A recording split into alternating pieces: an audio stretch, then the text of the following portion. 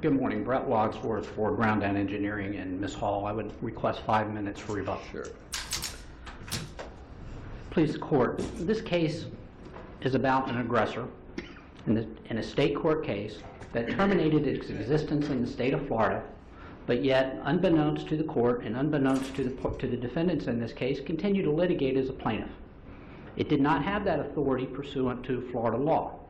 Essentially, Priority, which is the aggressor, is a limited partnership from Delaware that sought certification from the state of Florida when it first began business sometime in about 2002. During the litigation, it voluntarily relinquished its certification. It terminated it. In terminating it, it basically lost that ability to proceed further. As Section 620-1907 specifically states that a party must have certification to continue and maintain a cause of action in this particular state. They did not have that at the time that this case went to mediation and went to further on in the course to enforce the mediation settlement agreement. Prior to a hearing on that enforcement, it was learned from statements made by opposing counsel that there was an issue as to the viability of that company that currently, and that occurred in 2012. After hearing that, I was trial counsel at the time. I went and reviewed the records, determined that the certification had been withdrawn as of May 10th, 2010, some 2 years before the mediation. A year before the mediation. At that particular time, I moved to dismiss the case as it no longer existed for summary judgment and for sanctions.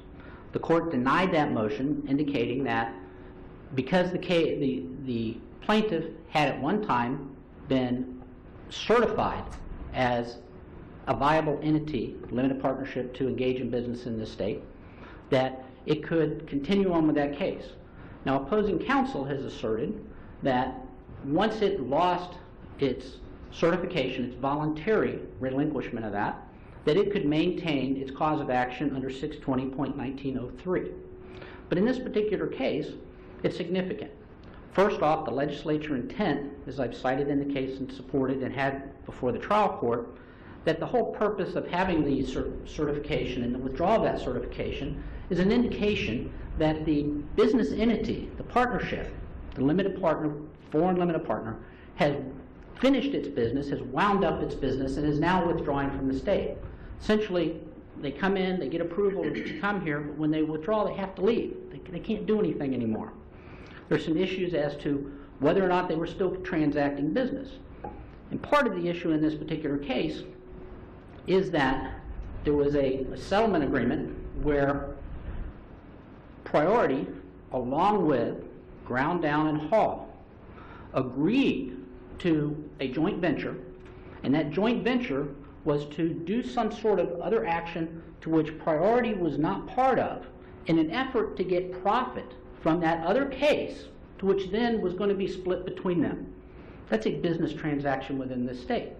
So essentially what that settlement agreement provided was that Ground Down had a pending case against its insurer in the case. Originally, the underlying... I'm looking at 620.1903.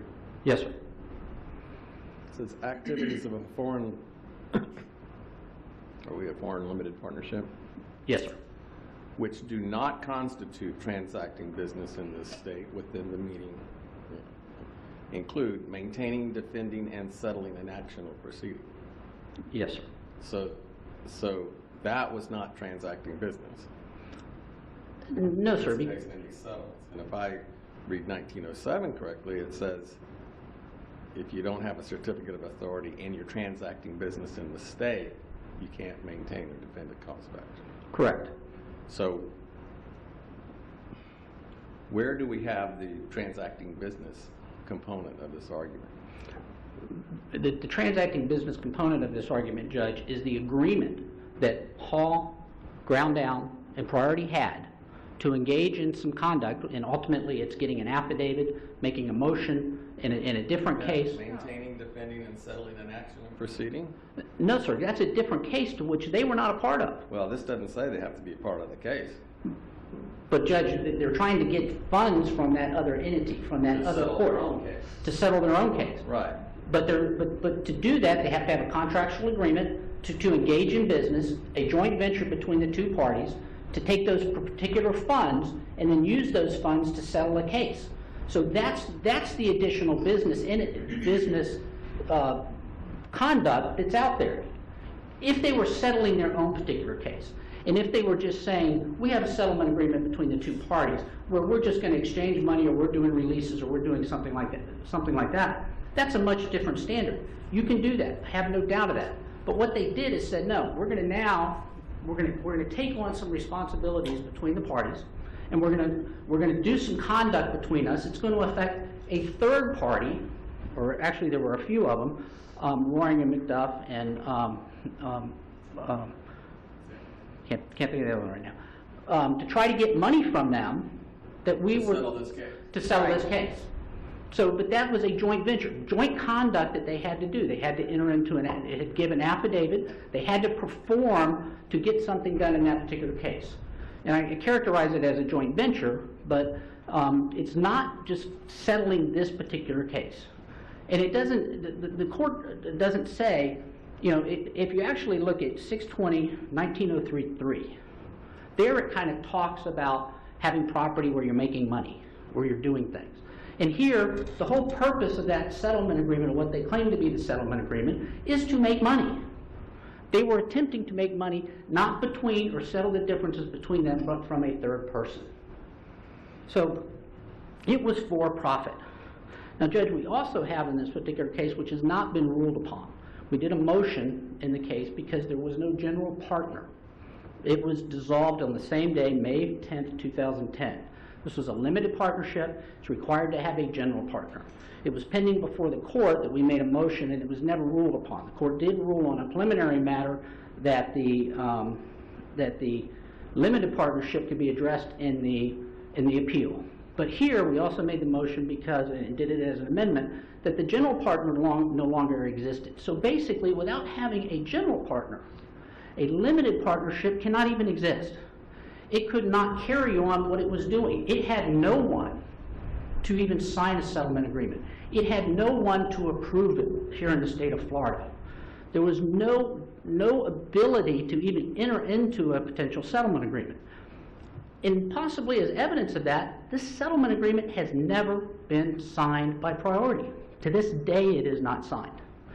The defects in the partnership, either with the general partner or with the limited partnership, have not been corrected. Even though counsel indicates it has not. There's been no evidence submitted anywhere to show that they reinstituted, they recertified those things. So without being an existing entity, there's no ability to continue further with anything. And there's a case, although there's not a case in Florida, there was the Tower-Mineola case. Tower-Mineola case is a New York case that I cited in the brief. And in that particular case, that court, under this almost exact same scenario, said that when it was when basically it withdrew its certificate of authority, that it no longer was an existing entity and therefore could not continue on with a particular case. The only difference between the New York statute and the Florida statute is New York says doing business and Florida statute says transacting business. But I submit that they are the same. It seems to be a new issue before the state that hasn't been specifically addressed. There was also the national case that was argued at trial, where there was a question of whether or not there was an entity. What the priority has argued in this particular case is that they argued the Cellepro case, and basically the Cellepro case is a dissolved corporation. Now, a dissolved corporation has the ability to wind up. A dissolved LLC has the ability to wind up. A dissolved partnership has the ability to wind up, but that's not the case here. This is a willful withdrawal and removal of yourself from the state of Florida. You cannot come into the state and use our benefits of our state and then withdraw. There would be nothing here for my client potentially to go after if somebody were to do that, come in and just withdraw. There has to be some sort of equity between the parties. And since I've talked about it, I'll briefly jump to the settlement agreement again. The language of the settlement agreement, or the settlement agreement was not signed. An attorney does not have the ability, and I've cited the appropriate case law in there, to sign. No one from Priority was at the settlement agreement, at the mediation agreement. No time afterwards did their client actually approve, accept, acknowledge, or do anything with this settlement agreement. And to this day still has not done that. Do you want to spend some of your time on the interpretation of the Out-of-pocket expenses? Out-of-pocket expenses. Yes, sir. Judge, in this particular case, out-of-pocket expenses, the court found to be ambiguous. I would disagree respectfully with the court. In that particular process, the court is to look at the plain meaning of a statute. An out-of-pocket expense means you reach into your pocket and you take it out. I've cited the appropriate case law in there. Justice Parente actually characterized it as an out-of-pocket loss in the opinion that she gave before becoming a Supreme Court justice. But the testimony in this particular case, Judge, it was not of the plaintiff Priority's intent in this case. It was their counsel's intent. It's not my intent or my counsel's intent. This is assuming, you only get to that testimony if we conclude that the phrase is ambiguous. Correct. But I don't believe it was ambiguous, and I don't think it is ambiguous because it's a plain meaning standard. And when you look at it, you just look at the plain meaning. What does out-of-pocket expense mean? It means reaching into the pocket and paying for something. My client had the obligation in that other case that we're talking about, unconnected to Priority, unconnected to the plaintiff, to spend time, effort, and litigation, to have to pay opposing counsels or opposing sides, one of the two defendants there, attorney fees, because the judge ruled against us. It was under the economic loss doctrine, but essentially ruled against us in that other particular case. So my client had to actually pay those fees, and I believe somewhere in the nature of $10,000. We ended up, pardon? Had to pay you. I had to pay, yes, had to pay me.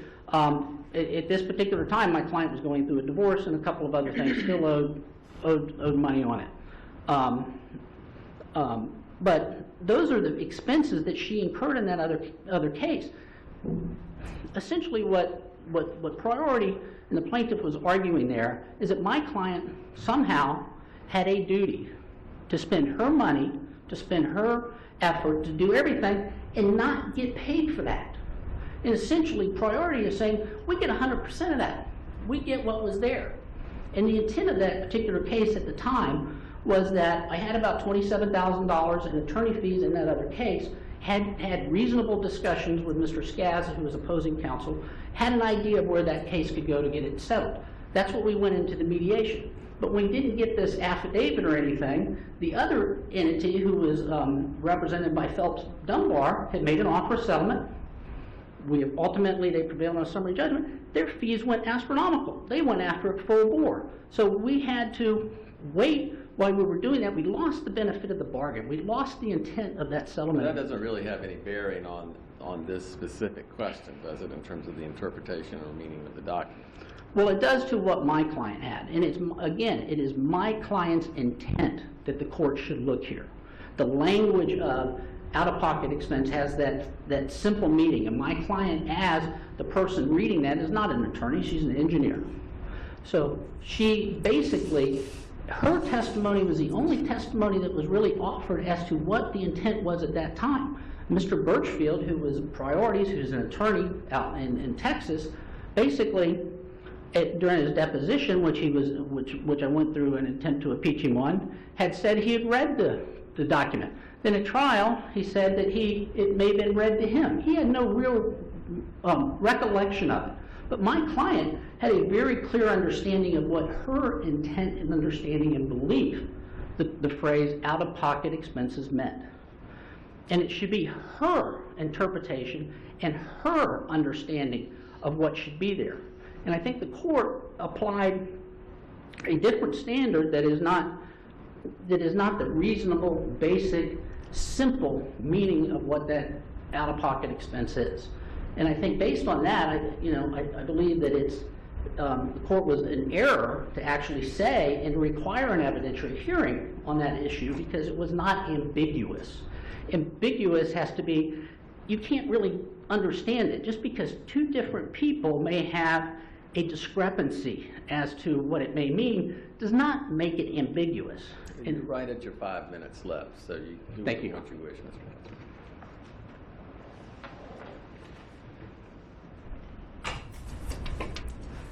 Morning, may it please the court. My name is Angela Covington. I represent Priority Development. I'd first like to address the points that were raised this morning, and if time permits or if your honors have any questions, I'd be happy to answer those. Sure. The first issue... Even if time doesn't permit. The first issue that we don't agree upon, the parties I'm referring to, is the standard of review in this case, and I'll just address it briefly. It's in our papers. The appellants say that the standard of review in this case is de novo. I submit that the two orders on appeal do contain some factual findings, and those findings are subject to the competent substantial evidence standard. Well, of course, you acknowledge, don't you, that the question of whether that phrase out-of-pocket expense is ambiguous is a de novo question, isn't it? I do acknowledge that, yes, Your Honor. And we can start there. That's really the crux of the case, or it was when we first started litigating on the settlement agreement, is whether the term out-of-pocket expenses includes attorney's fees.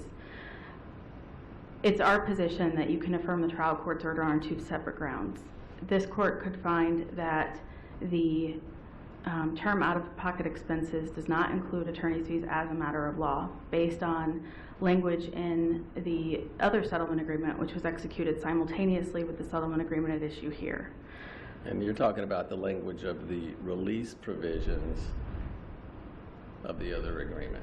Right. The settlement agreement between Priority and among Ground Down and the realtors, which, and under that agreement, the realtors agreed to pay $50,000 to Priority and Ground Down jointly, and defined costs as including attorney's fees and out-of-pocket expenses. So there is a definition of costs. Expert fees and out-of-pocket expenses. That's correct, Your Honor. And how does that have any bearing on the other agreement?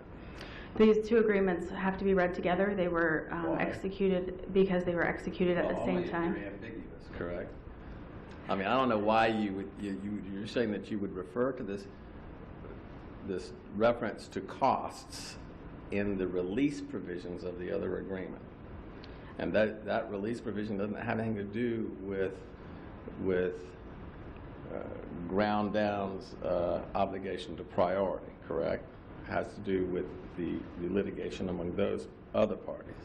Well, that's not necessarily true. The agreements have to be read together because the $50,000 that's being paid to Priority and Ground Down jointly is coming from that settlement. Is coming from that settlement. That's the only connection, correct? Well, there's also an integration clause in the Grubb and Ellis settlement, which says that any documents or agreements executed simultaneously must be read together. In the Grubb and Ellis settlement. Correct. Okay. And then, okay, let's assume you cross that hurdle that you have to read these documents together. How does that create an ambiguity? It doesn't create an ambiguity. Okay, so if there is no ambiguity, how do the judge decide, number one, to take evidence, and number two, to read the phrase out-of-pocket expense for anything other than its ordinary meaning? Well, what I'm saying is that the trial court's order can be affirmed on two grounds. Either it's unambiguous and out-of-pocket expenses do not include attorney's fees based on Florida precedent that fees must be specifically stated. But those cases involve claims for fees like plaintiff seeking fees from defendant or defendant seeking fees from plaintiff. That's correct, Your Honor. Those are this is a different arrangement, is it not? It is not a prevailing party provision case, but there's no question that in Florida, attorney's fees are treated differently than any other award or damage. Attorney's fees have to be specifically referenced and addressed by the parties. In this particular case, you have the term out-of-pocket expenses in the priority agreement, but in the Grubb and Ellis agreement, you have costs that include, and that's paren after the word costs, and then it lists what costs are, and costs are attorney's fees, and you mentioned expert fees, and out-of-pocket expenses.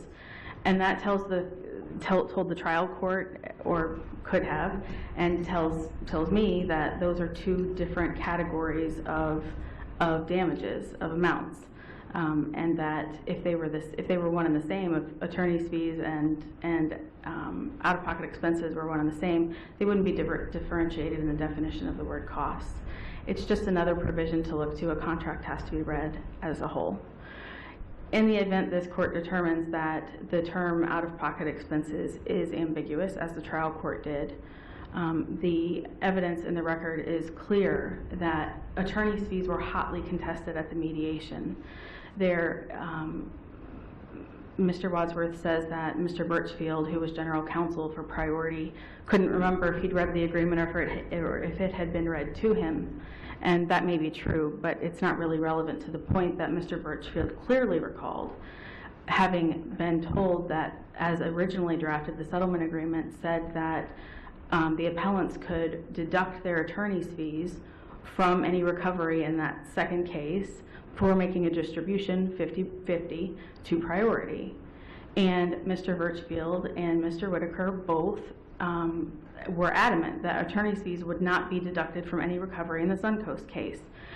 It was discussed. But they didn't put that in the agreement. That's correct. They didn't say out-of-pocket expenses for other than attorney's fees. That's correct. Instead, the language that was in the original settlement agreement as drafted by Mr. Wadsworth was changed from attorney's fees to out-of-pocket expenses based on the negotiation of the parties. Mr. Wadsworth testified at which in common parlance would actually be a somewhat broader category, would it not? Not based on the discussion of the parties. At the definition of costs in the other agreement. That's exactly right, Your Honor. Exactly right. And as discussed, the record, there is competent and substantial evidence in the record below that attorney's fees were discussed at length and were not intended to be deducted. The point that counsel makes about, Priority would get 100% if attorney's fees aren't deducted from the Suncoast award is not accurate. The $50,000 that were received from Grubb and Ellis were divvied up, $35,000 to the appellants and $15,000 to my client, mainly because of the issue of attorney's fees. Also, once out-of-pocket expenses were deducted, the remaining $80,000 received from Suncoast would also be split 50-50, and Ms. Hall testified that the 50% of those proceeds being recovered, she never expected to see a penny. She expected that money to go to pay her attorneys because she wasn't able to do so. The evidence in the record is that Ms. Hall did not pay any of the expenses until a few months before the evidentiary hearing in the underlying case. She wrote a check for $82,000. We contend that was an effort to create out-of-pocket expenses where they didn't exist. This was a clearly negotiated issue. I think that... So you're saying she paid fees she didn't know? Correct.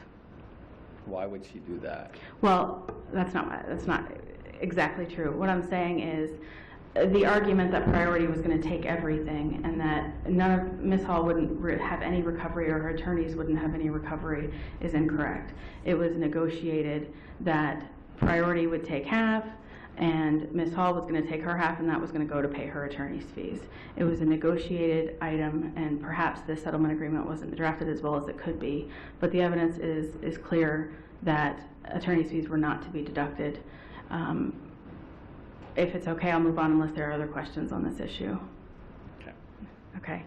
With regard to whether Priority Development can maintain this action, I think that the court has a good handle on the partnership law and what it says. It says in 1907 that if there is a foreign limited partnership transacting business in the state, it must have a valid certificate of authority in order to maintain litigation. There's no evidence that Priority is transacting any business in Florida. It hasn't since its certificate of authority was canceled in 2010. Counsel's reference to a joint venture, this is the first time I'm hearing this argument. There's no evidence in the record about a joint venture, and I'm not sure what exactly that refers to, but I think it's beyond the scope of the court's review because, as I've said, Section 1907 only applies if a limited partnership is conducting business or transacting business in the state. The general partner argument is also something that was raised and is really irrelevant to the court's review of the decision below. Whether there's no evidence in the record that the general partner was dissolved or that the foreign limited partnership was dissolved in the state of Delaware where it was formed. We're dealing with a very limited issue about a certificate of authority to transact business. This is not a Florida partnership that's governed by Florida partnership law. It's a Delaware partnership. There's no evidence it was dissolved. There's no evidence it didn't have standing to maintain litigation. There's, again, competent and substantial evidence to support the court's ruling on that issue. The Tower Mineola case that's referenced is a New York Supreme Court case. Westlaw says it's unpublished disposition. I think has no precedential value, and whether or not it's a final opinion is not clear in any event. But what that court held is not, as counsel represents, that there was a Delaware foreign limited partnership in New York. It was dismissed as a party to the case because it had been dissolved in Delaware. It did not have standing to maintain the litigation. It was not dismissed because it didn't have a certificate of authority in New York. That was not the court's decision. But I just want to distinguish that case. The final issue is the issue about the mediation and settlement agreement. I'm going to rely on our papers on this issue. I think that it's very clear the parties, when they attended mediation on August 31st of 2010, it was obvious that Mr. Birchfield was not in attendance in person. He was on the phone. The issue was raised. The appellants objected and then decided to proceed anyway. That violation of the rule, if there was any, has been waived. Also, as I've said, the $50,000 that was paid over from Grubb & Ellis was distributed pursuant to the first section of our settlement agreement at issue in this case. Accordingly, that settlement agreement's been operated under. Any argument that priority's failure to sign has been waived based on the party's course of conduct. And there is, again, competent and substantial evidence in the record that that is the case. If there are no other questions, I will have a seat. Thank you, Ms. Covington. Thank you.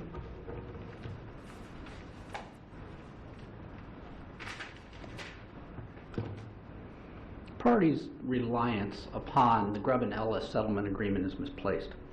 The parties were not the same as the agreement that they rely upon with ground down and priority alone. The terminology used in the Grubb & Ellis settlement agreement was done with Grubb & Ellis and the individual that was part of that particular case. The terminology that was there was not necessarily just the parties' priority, ground down, and haul. It was other people involved. So costs, as they wanted to define them, can be defined on their own. The out-of-pocket expenses between the parties and the settlement agreement that is not signed and is unenforceable was between those three parties, haul, priority, and ground down. And that's it. That's all the court should look at as to what those out-of-pocket expenses mean or incur. If they really wanted it to mean costs, they should have defined it the same way as in the other case. Or they should have said costs are like costs on rules taxing costs under the rules of our judicial prudence. And it was not. We typically do recognize that costs do not incur or include attorney fees in a prevailing party issue. But this is not a prevailing party issue. This is a cost where ground down assumed the risk to continue on with litigation and had to pay out money that she knew she was going to have to pay to continue on with that, but then was not going to get a return, was not going to get paid for it, was not going to have the opportunity to get that if she paid all that money back out, because priority is claiming that they had it. There was not an unlimited amount of knowledge, because the other case had not been settled, although I did have a belief that it could be settled for what we ultimately did settle it for. But there was no guarantee that was going to happen. That was only with one of the two defendants in that particular case, but not both. So to try to say that those two agreements need to be read in perimetry is not correct. It is not the determination that is there.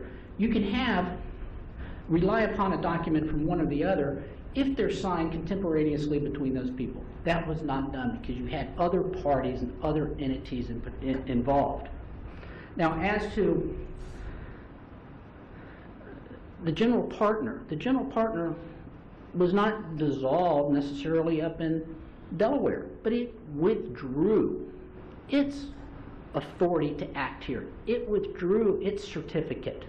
And by withdrawing its certificate, it could not manage, and its sole purpose was to manage the limited partnership, Priority, who was the plaintiff in the underlying case. So without having that general partner who actually removed itself, Priority had nobody to control it. Priority could not have gone and done the case. Priority could not have entered into the settlement agreement. Priority had no one to actually allow it to do that, to actually enter into or sign a settlement agreement. And I have a question, and it probably was I meant to ask it during your first presentation, and it has to do with the attorney's fee issue. Yes, sir. And that is in the settlement agreement that we're arguing about here, not the other one. The Priority one. Right. There's a sentence that I do not understand, and I don't know if it has some bearing or not. And if I understood, maybe I would know one way or the other. But it says, in the event of a recovery of attorney's fees by way of a trial and non-stipulated judgment against Suncoast.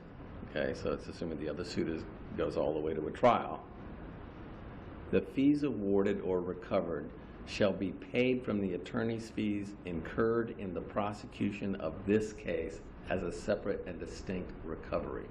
What does that sentence mean? Judge, I have no idea. And actually, if you go and look at the record, that was Mr. Whitaker that actually put that in there and testified that that was there.